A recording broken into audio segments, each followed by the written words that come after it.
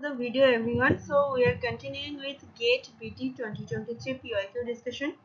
Previously मैंने already एक part इस वीडियो का बना दिया है, जिसको अगर आप लोगों ने अभी तक नहीं देखा है देन चैनल का प्लेलिस्ट विजिट करके देख सकते हो, या फिर ऊपर आई बटन में भी लिंक मिल जाएगा। एंड इससे पहले GATE 2024 का PYQ डिस्कशन भी हम लोगों ने कंप्लीट कर दिया है। अगर चाहो तो उसको भी चेकआउट कर सकते हो again from the channel playlist. Okay, and video start करने से पहले एक दूसरा अपडेट आप लोगों के लिए है, जो है कि चैनल के जो कम्युनिटी टैब रहता है वहाँ पे मैं थोड़े टाइम गैप में बहुत सारे आप लोगों के लिए क्विजेस वगैरह पोस्ट करती रहती हूँ, एंड उसके रिस्पेक्टिव एक्सप्लेनेशन भी रहते हैं सारे के सारे क्वेश्चंस में।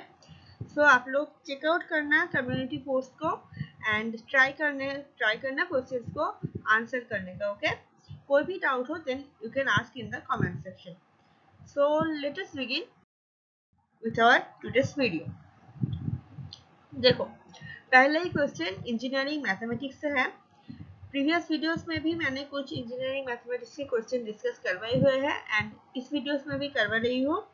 जो नेक्स्ट पार्ट आएगा उसमें भी कुछ क्वेश्चंस इंजीनियरिंग मैथमेटिक्स से रहेगा। ओके, सो देखो क्वेश्चन में दिया गया है the distance between the two points of intersection of this and this is dash. Round of करने को बोला है 2 डेसिमल प्लेसेस तक। तो देखो कैसे सॉल्व होगा ये क्वेश्चन।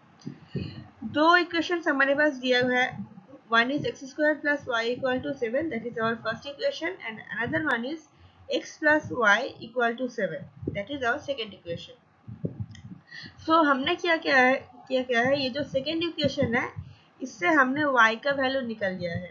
y का वैल्यू क्या आएगा 7 माइनस एक्स। ओके, सिंपल सा हमने सॉल्व किया है y का वैल्यू को। ओके, देन नेक्स्ट स्टेप में क्या है हम लोगों ने, ये जो फर्स्ट इक्वेशन दिया हुआ था that is x square plus y equal to 7, उस इक्वेशन में हमने क्या किया है y के जगह जो ये वैल्यू हमें मिला सेकेंड इक्वेशन में, जो y का वैल्यू सॉल्व करके हमें मिला दैट इज 7 माइनस एक्स, वो हमने यहाँ पे पुट कर दिया है। तो फर्स्ट इक्वेशन में इफ y का वैल्यू पुट कर रहे तो क्या आएगा x square plus 7 minus x equal to 7। Fine, अभी हमने क्या किया है, हमने सिंपल सा इस इक्वेशन को सॉल्व कर लिया है। इसको अगर सॉल्व कर रहे हैं देन x का दो वैल्यू आएगा हमारे पास, one is 0 and another one is 1। अभी हमने क्या किया है इस इक्वेशन नंबर 1 पे एक बार हमने x इक्वल टू 0 पुट किया है एंड एक बार हमने x इक्वल टू 1 पुट किया है। इसको इन दोनों को पुट करने के बाद y के भी दो रेस्पेक्टिव वैल्यूज हमारे पास आ जाएंगे, one is y equal to 7 and another one is y equal to 6। अभी हमें क्या करना है, इसको डिस्टेंस के फॉर्मूला में पुट कर देना है। डिस्टेंस का फॉर्मूला क्या है that is under root y2 minus y1 square plus x2 minus x1 square. Okay, अभी हमारे पास सारे के सारे वैल्यूज आ चुके हैं। y2 का वैल्यू 7 है एंड y1 का value 6, therefore 7 minus 6 square plus x2 का वैल्यू क्या आया है दैट्स 1, एक वैल्यू आया है 1 एंड एक वैल्यू आया है 0, देयरफॉर 1 माइनस 0 का होल स्क्वायर। अभी इसको सॉल्व करेंगे देन आंसर आएगा 1.41। हमें राउंड ऑफ करने को बोला था 2 डेसिमल प्रेसिजन।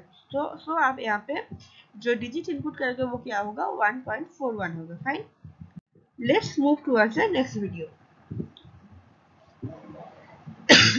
एक्सक्यूज मी, ये भी बहुत इजी क्वेश्चन है फ्रॉम मैच द फॉलोइंग से। देखो एक second,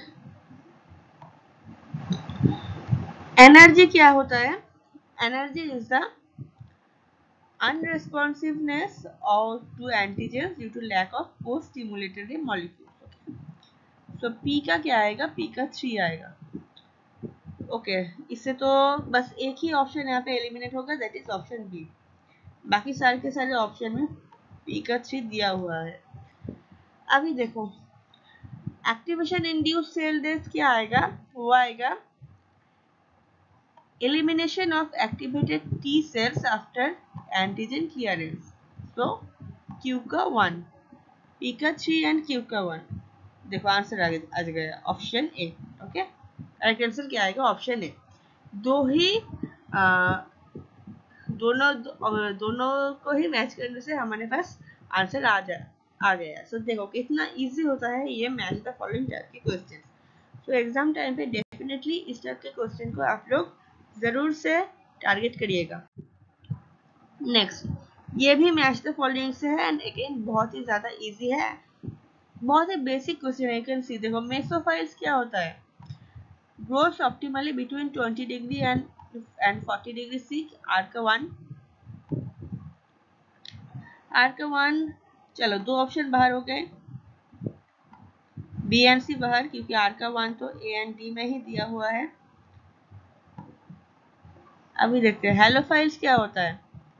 halophiles grows at high level of salt, P का 3।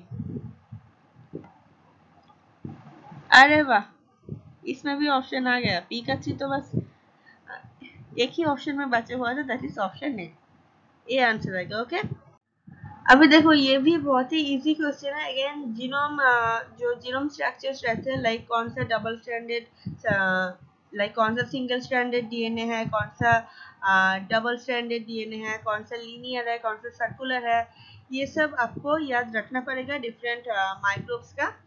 ओके, बिकॉज क्वेश्चन हर साल ऑलमोस्ट इस टॉपिक से आता ही है। ओके, वैसे ही इस 2023 के पेपर में भी पूछा गया है एंड 2024 में भी आप लोगों ने अगर वीडियो देखा होगा देन वहाँ पे भी एक क्वेश्चन मिला होगा शायद आप लोगों को, एंड 2022 में भी एक क्वेश्चन आया था। ओके, सो मेक श्योर इस टॉपिक को आपने अच्छे से प्रिपेयर कर लिया है। अभी सॉल्व करते हैं क्वेश्चन को। SARS-CoV-2 क्या है, सभी को पता है, ये होता है सिंगल स्ट्रैंडेड आरएनए वायरस, और मोर स्पेसिफिकली अगर कहेंगे then it is positive set single stranded RNA. Then Q का 4 देखो कहाँ पे है, ए एंड डी।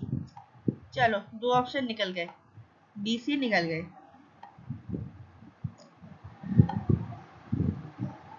अभी देखते हैं T4 बैक्टीरियोफाज का क्या होता है। T4 बैक्टीरियोफाज का रहता है डबल स्ट्रैंडेड डीएनए। ओके, सो पी का 3 एंड क्यू का 4। यहाँ पे भी शायद ए ऑप्शन आंसर आएगा। ओके, एक दो को ही मैच करने से हमारे पास आंसर आ जा रहा है, देख लो। ओके, सो हम लोग अभी आ चुके हैं एमएसक्यू वाले जोन में, जहाँ पे एक से ज्यादा ऑप्शन करेक्ट होते हैं एंड अगर आप लोगों ने सारे सही कॉम्बिनेशन चूज किए हैं देन ही आप लोगों को मार्क्स मिलेगा, अदरवाइज 0 मार्क्स मिलेगा। मतलब कोई नेगेटिव मार्किंग तो है नहीं, बस 0 मिलेगा। देखो क्वेश्चन में क्या दिया है, the events that leads to inactivation of tumour suppressor genes in cancer cells is or are. Is or are देख के ही समझ जाना कि ये एमएसक्यू है। देखो एंड हमें यहाँ पे बोलना है इनएक्टिवेशन के बारे में पूछ रहे थे, ठीक है, इनएक्टिवेशन का बोलना है। तो gene activation, gene amplification and histone acetylation से तो एक्टिवेशन होता है, तो ये दोनों तो नहीं आएंगे। अभी दो ही ऑप्शन बचता है, प्रोमोटर मिथाइलेशन, यस इससे इनएक्टिवेशन हो सकता है, एंड लॉस ऑफ हेटेरोजाइगोसिटी, इससे भी इनएक्टिवेशन हो सकता है। देयरफॉर आंसर आएगा option B and C. Next question, methylation of CpG islands near the promoter of a gene can inhibit the transcription by। बहुत ही इजी क्वेश्चन है, अगेन आप देख सकते हो एंड ये भी एमएसक्यू ही है। Preventing RNA polymerase binding, yes that is true। Facilitating the repressor binding, बोल तो सकते हो सकता है। Facilitating the heterochromatin formation, yes heterochromatin formation से इनएक्टिवेशन हो जाता है। Inducing euchromatin formation, no, euchromatin is responsible for gene activation not inactivation। therefore correct combination क्या आएगा, A, B and C। okay, next question, which of the following statements is or are true about induced pluripotent stem cells। देखो ये भी MSQ ही है। They can self-renew, yes definitely it is one of the major property of stem cells, A is true। Next option B is they require specific signals to maintain their stemness, yes true। They C is they can not be genetically manipulated, ये महा गलत option है। ऐसे बहुत सारे examples अभी आप लोगों को मिल जाएंगे लैब में भी, ये बहुत ही ज्यादा यूज होता है। therefore सी स्टेटमेंट तो ये जेनेटिकली मैनिपुलेट आप कर नहीं सकते प्लुरिपोटेंट स्टेम सेल को, ये तो गलत है। Next is they can form organised in vitro, yes it is possible. So again correct statement, correct options क्या आएंगे, करेक्ट कॉम्बिनेशन क्या होगा, that is option A, B and D. Okay, so ये क्वेश्चन एंटीबायोटिक्स है and कुछ antibiotics को भी आपको याद करना पड़ेगा फॉर्चुनेटली और अनफॉर्चुनेटली, बिकॉज क्वेश्चन यहाँ से हर साल आते ही है, चाहे वो गेट बीटी हो या फिर गेट एक्सेल हो। सो क्वेश्चन में क्या दिया है, which of the following statements either are true about pseudoquinone drugs. देख लेते हैं। ऑप्शन ए में दिया है they contain quinolone rings, yes नाम में ही है, सो ए ऑप्शन तो सही है। Next option B is they inhibit RNA polymerase, yes सभी को पता है आरएनए पॉलीमरेज को ये इनहिबिट करते हैं। C is they bind to the bacterial topoisomers, no this is wrong. Option D they bind to 23S RNA within the 50S ribosome subunits, no this also is wrong. So correct combination क्या आएगा, A and B। इसको याद ही करना था आपको, कोई explanation ऐसे जिसमें नहीं है। ओके, नेक्स्ट क्वेश्चन देखो, which of the following either are plant protoplast fusiogenic agents, ये भी बहुत ही इजी है एंड याद रखने वाला क्वेश्चन ही है। ऑप्शन ए में दिया गया है sodium nitrate, yes it is a fusogenic agents. Option B में है polyvinyl alcohol, yes this also can be used. एक सेकेंड,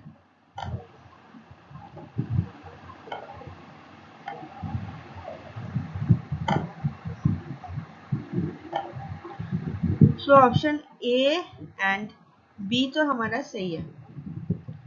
सी में दिया गया है polyethylene glycol, yes it is one of the most commonly used fusogenic agents, तो C भी सही है। डी में दिया है ब्रोमोक्सिलिन, नो ये यूज नहीं होता है as such as a fusogenic agent in plant protoplast. So correct combination क्या आएगा, A B and C. Next question, ये भी बहुत ही इजी है from the topic methods in biology. Okay, direct DNA transfer methods used for plant genetic engineering is or are, बहुत ही इजी क्वेश्चन है। Option A microparticle bombardment, yes. B is electroporation, yes. C is polyethylene glycol treatment, yes it is also used. Excellent,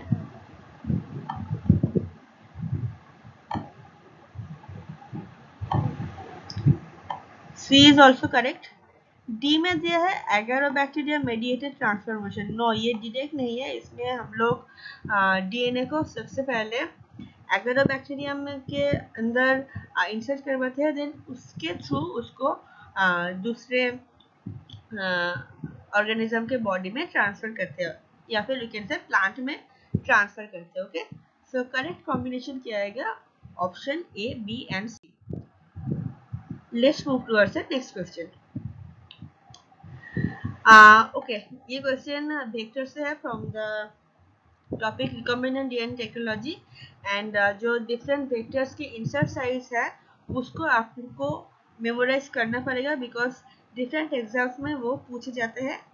सो अगर आपको याद नहीं है then आपके लिए, आप लोगों के लिए आगे चार्ट है, उसको आप लोग वहां से आप लोग डिफरेंट इंसर्ट साइज को नोट डाउन कर सकते हो। देखो क्वेश्चन में क्या है, which of the following vectors is or are used to clone DNA fragment of size 220 kilobase pair, okay size देखो 220 किलोबेस पेयर बोल रखा है।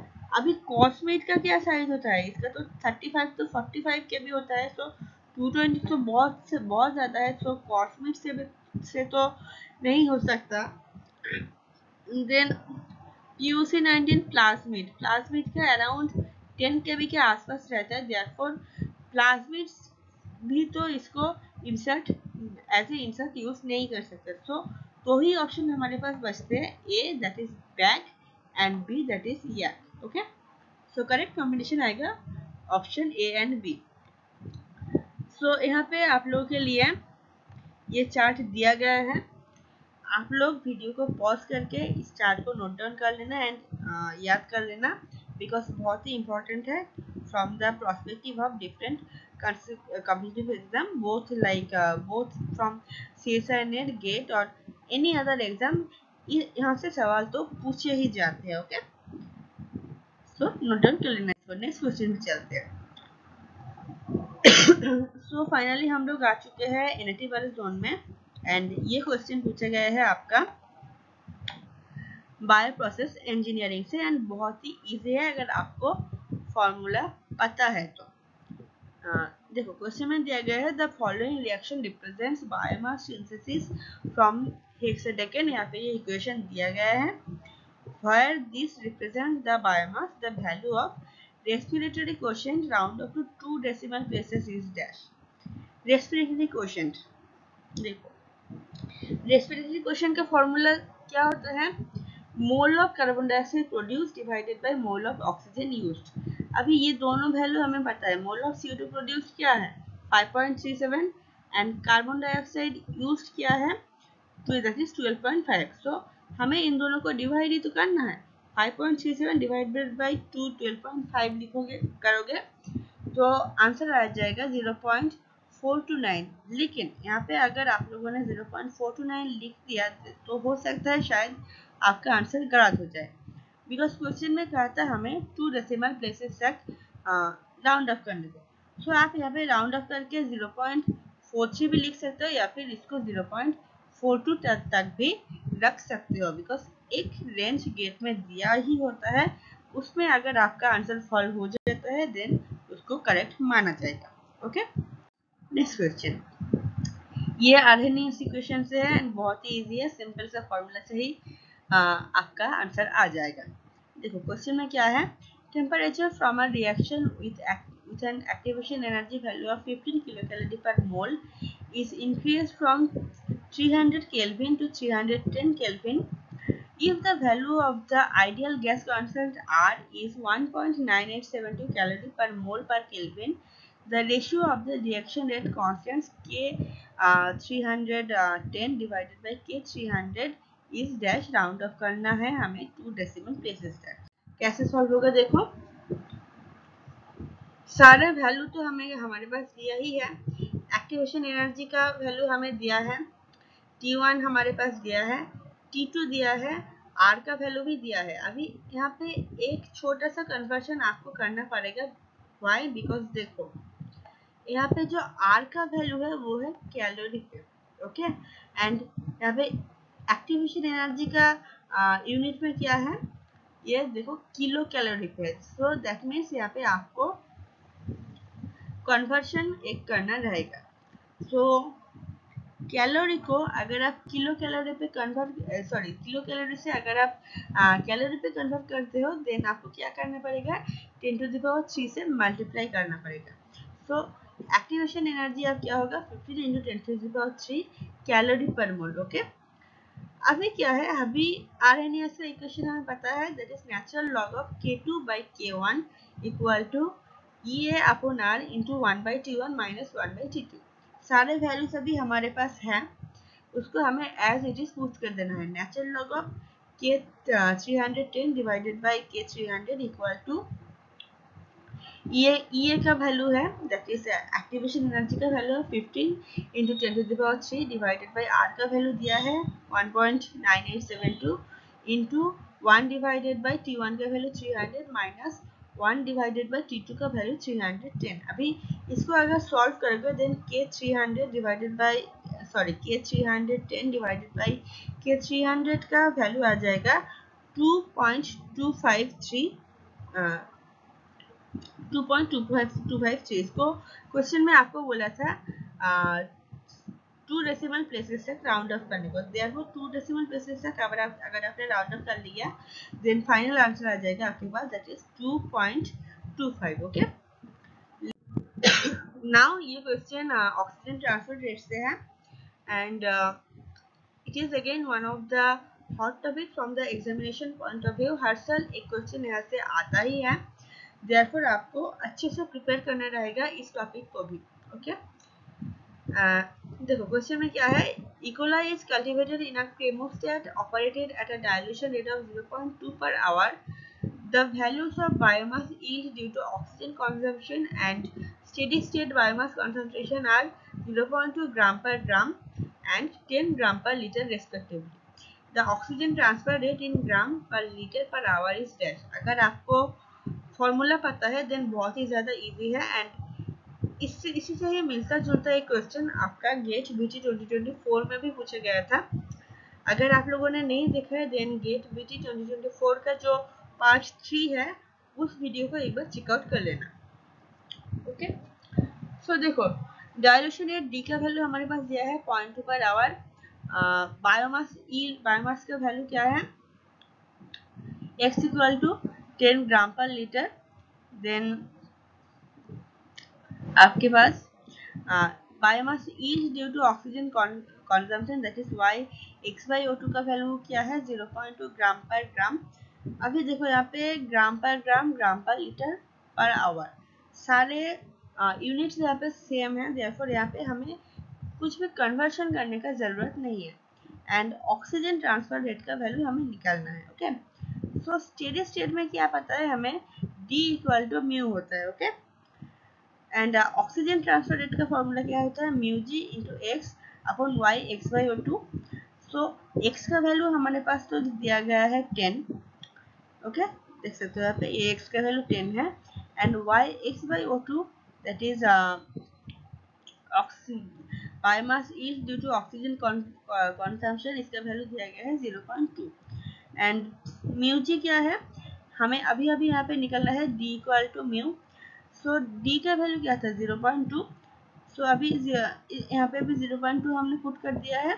सो अभी इसको सॉल्व करेंगे देन आंसर आ जाएगा 10 ग्राम पर लीटर पर आवर। ओके, बहुत ही इजी था।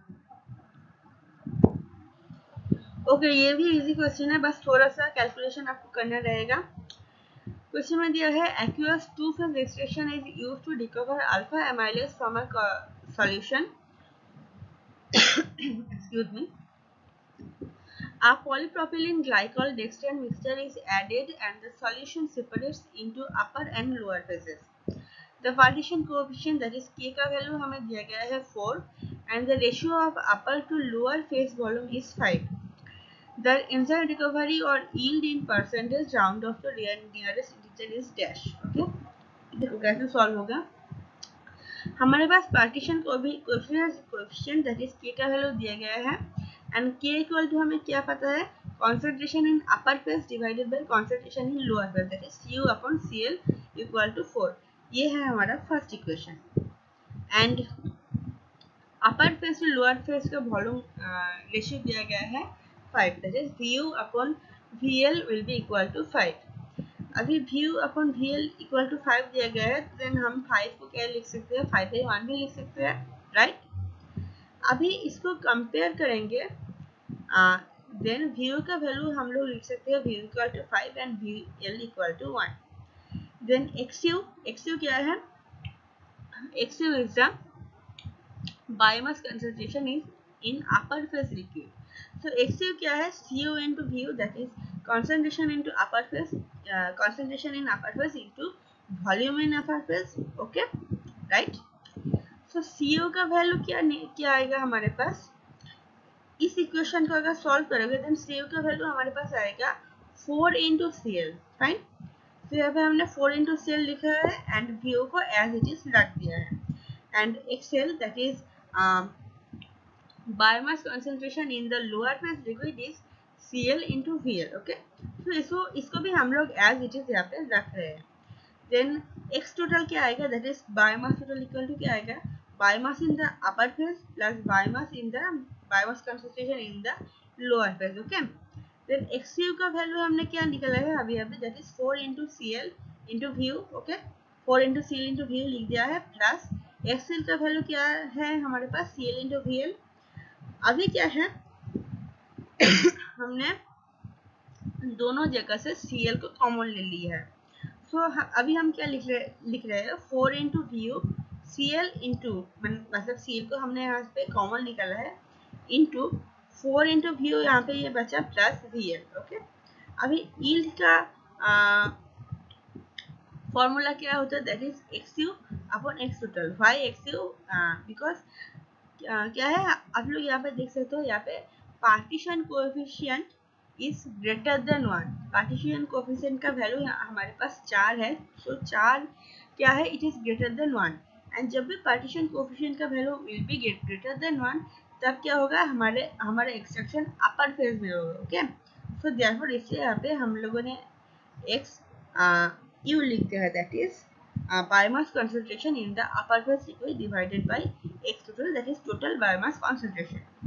तो XU का वैल्यू हमारे पास क्या निकला है, देखो 4 into C L into V U divided by X total का वैल्यू क्या निकला है हम लोगों ने, C L into 4 into V U plus V L. Okay, अभी सी एल यहाँ पे कट हो गया है।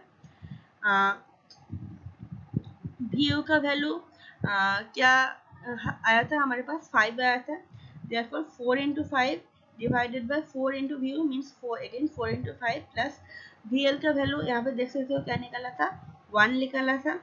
अभी इसको सॉल्व करेंगे, देन आंसर आ जाएगा 95%। ओके, बहुत ही सिंपल था अगर आपको कॉन्सेप्ट पता था तो। ये क्वेश्चन थर्मोडायनामिक्स से है एंड इजी ही है, गिव्स फ्री इक्वेशन से पूछा गया है, गिव्स फ्री एनर्जी से पूछा गया है एंड बहुत ही इजी है। क्वेश्चन में दिया है E coli cultivated at 298 kelvin uptakes and uncharged compound A by passive diffusion. Okay, the intercellular and extracellular concentration of A are 0.001 molar and 0.1 molar respectively.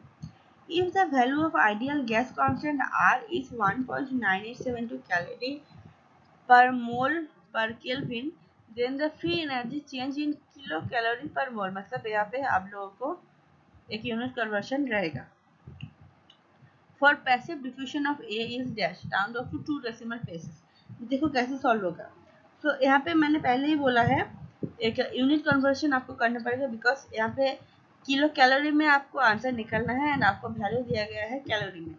तो दो चीजें आप कर सकते हो, आप पहले ही इसको इस 1.9872 को कैलोरी से किलो कैलोरी पर ले जा सकते हो, या फिर सारा कैलकुलेशन करने के बाद जो वैल्यू आएगा उसको कैलोरी से किलो कैलोरी में कन्वर्ट कर सकते हो। सो मैंने सेकेंड जो वे था उसको फॉलो किया, देखिए एकदम लास्ट में जाके मैंने कन्वर्ट किया है।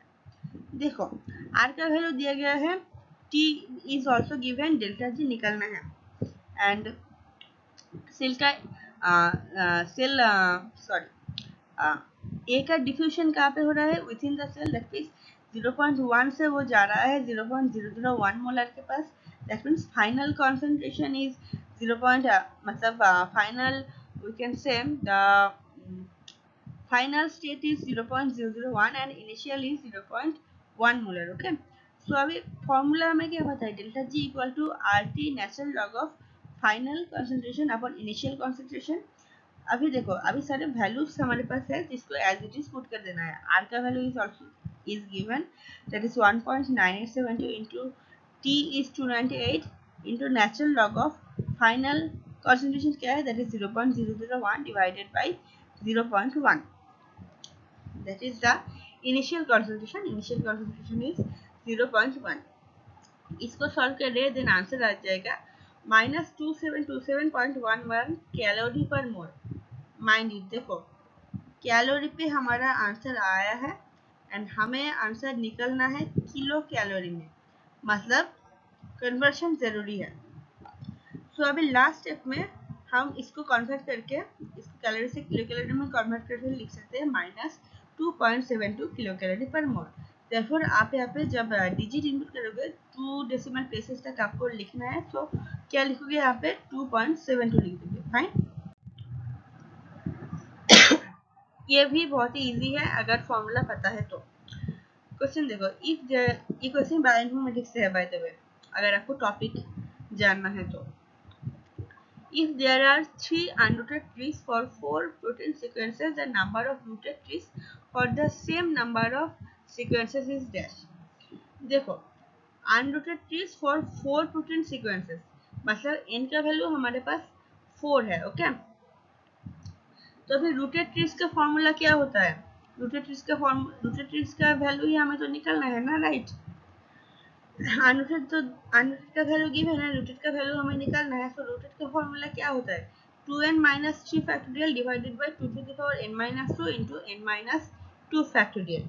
अभी n इक्वल टू 4 यहाँ पे पुट करो इक्वेशन पे एंड इक्वेशन को सॉल्व करें। n इक्वल टू 4 पुट करेंगे, देन इस ये वाला वैल्यू आ जाएगा 2 into 4 that is 8 minus 3 factorial divided by 4 minus 2 that means 2 into 4 minus 2 again 2 factorial. अभी इसको सॉल्व करेंगे, देन आंसर आ जाएगा 50। Okay, next question. ये लास्ट क्वेश्चन रहेगा आज के वीडियो का, इससे आगे के क्वेश्चन हम लोग नेक्स्ट वीडियो पे देखेंगे। सो ये क्वेश्चन जो था ये एक्चुअली मटेरियल बैलेंस इक्वेशन से था एंड इजी है, बट ओनली जो कंफ्यूजन आपको होगा बिकॉज बहुत सारे इक्वेशन के साथ आपको इस क्वेश्चन में डील करना पड़ेगा। देयरफॉर आपका दिमाग भी एग्जाम हॉल में ठंडा रखना इस क्वेश्चन को सॉल्व करते टाइम बहुत ही ज़्यादा ज़रूरी है। देखो, सो ये डायग्राम हमारे पास दिया गया है एंड स्टूडेंट्स एक काम करना, आप लोग जब वीडियो देख रहे हो ना, देन इस डायग्राम को कॉपी में नोट डाउन कर लेना सो दैट आपको समझने में भी इजी होगा।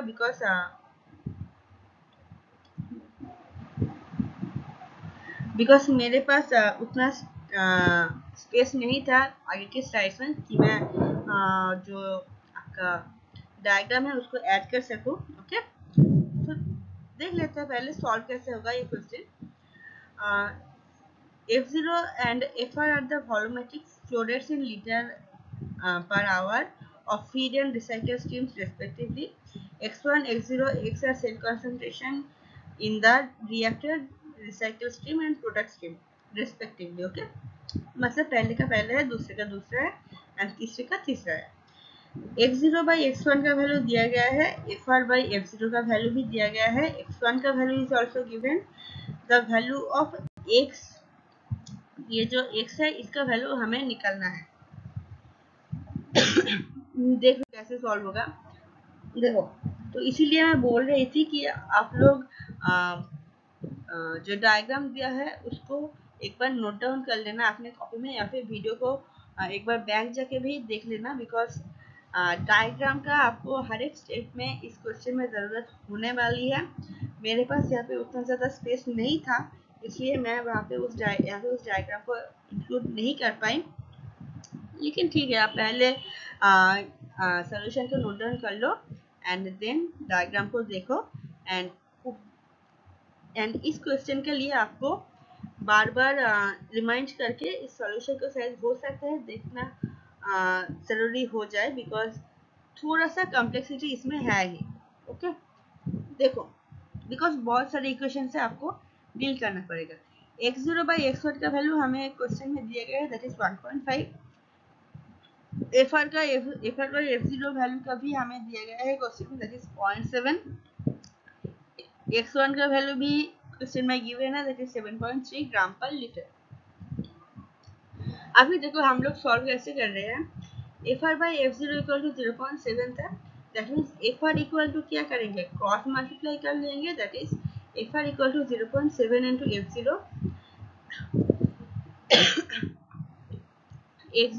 x0 का वैल्यू निकालते टाइम भी सेम ही स्टेप्स हम लोग फॉलो करेंगे, that is x0 by x1 equal to 1.5, that means x0 equal to cross multiply करके आएगा 1.5 इंटू x1।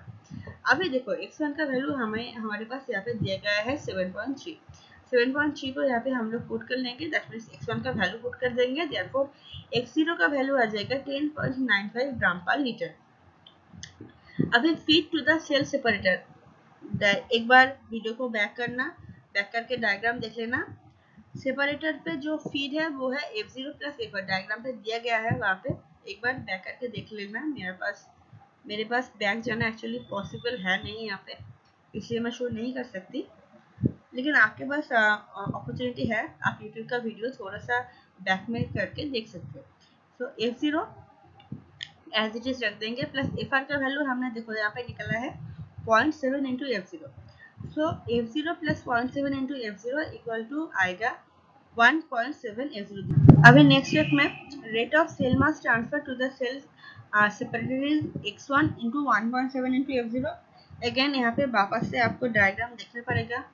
ओके, वीडियो को बैक में जाके एक बार डायग्राम को देख लेना, बिकॉज डायग्राम नहीं देख के करोगे तो देन समझ में नहीं आएगा। मेरे पास एक्चुअली पॉसिबल नहीं था यहाँ पे ऐड करना डायग्राम, अदरवाइज कर देते। x1 into 1.7 into x0, x1 का वैल्यू क्या है हमारे पास 7.3 ऑलरेडी गिवन है क्वेश्चन में, इंटू 1.7 इंटू F0। इसको सॉल्व करेंगे देन वैल्यू फाइनल आंसर आएगा, और कैसे वैल्यू आएगा 12.41 F0 ग्राम पर आवर।